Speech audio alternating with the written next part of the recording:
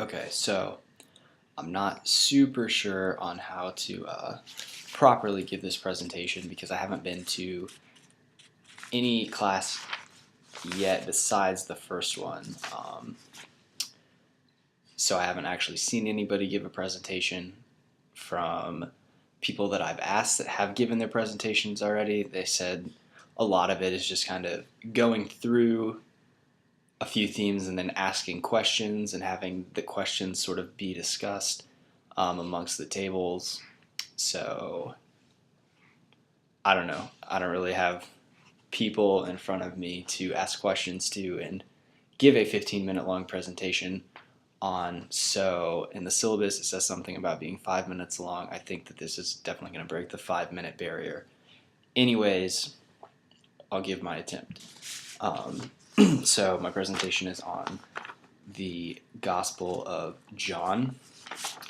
So the four biggest themes I think that I see, number one is the 7 signs that Jesus performs.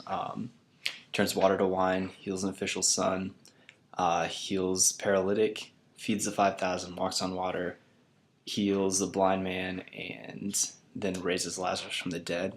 These signs have specific reasons behind them, why they were. For example, after turning water to wine, John writes that many trusted Jesus after he did the sign. After healing the official's son, it says that Jesus says that many people would not believe him unless he gave them signs first. In John 6:30, the people asked for a sign in order that they would believe in Jesus. When the blind man is healed, it says that it's in order to display God's glory. Then the people that were there kind of ushering Jesus in at the triumphal entry, it says that they were the ones that saw Lazarus being raised from the dead and had believed in that. So this is all kind of comes together in John 20:30 when John writes that there were many other signs, and that these signs were written so that many would believe in Jesus as the Messiah and have eternal life in his name. So for us, I mean, it's basically the same thing. We read the Bible and see that Jesus did these signs and have faith that this is truth and that Jesus truly did these things that have been written, and we believe because Jesus is good and did super sweet signs to show that he is who he says that he is. The next one is the I am statements. So Jesus says, I am, and here are a few of them. The bread of life, the light of the world.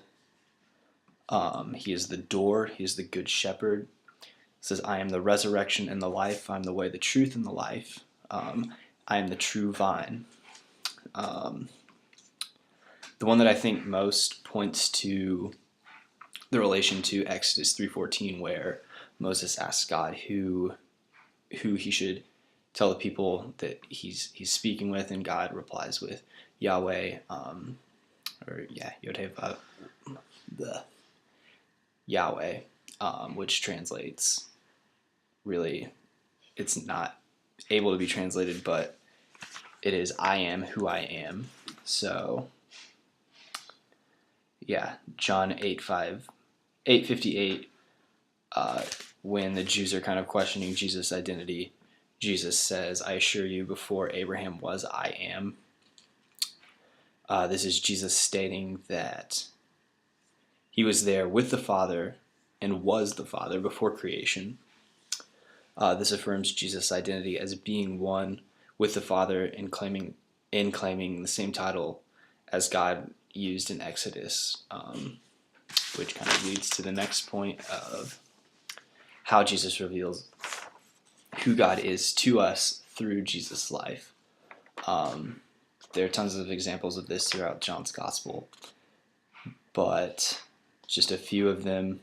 Nearly every time he reveals any sort of attribute about himself, or he's talking about his teaching and where it came from, he always relates it back to God.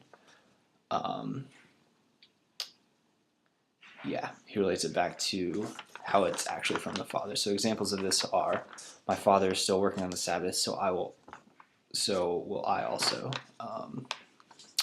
I do not seek my own will, but the will of the one who sent me. If you know me, you would know the Father who sent me. The one who believes in me believes not in me, but in he who sent me. The one who sees me sees the one who sent me. Yeah, these all affirm to Jesus pointing that he is the Father, that he and the Father are one. This is very clear in the opening verses of John when John writes, where he writes, in the beginning was the Word. He writes, the Word was with God, and the Word was God.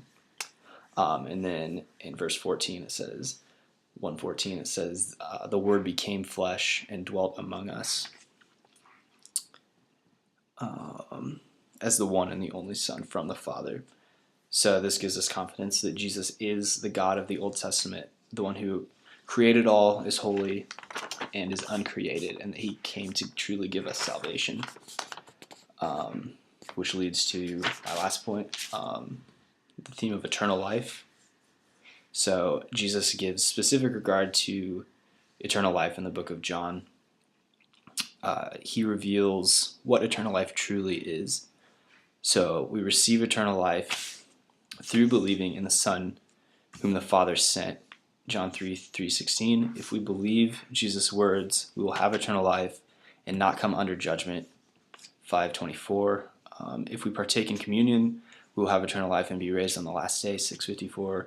Jesus gives us his sheep eternal life in order that we will not perish ever. 10:28. Jesus gives eternal life to those the Father has given to him. 17:2. And then immediately following that, 17:13. It says, this is eternal life, that we may know him, the one true God, and the one that he sent, Jesus Christ.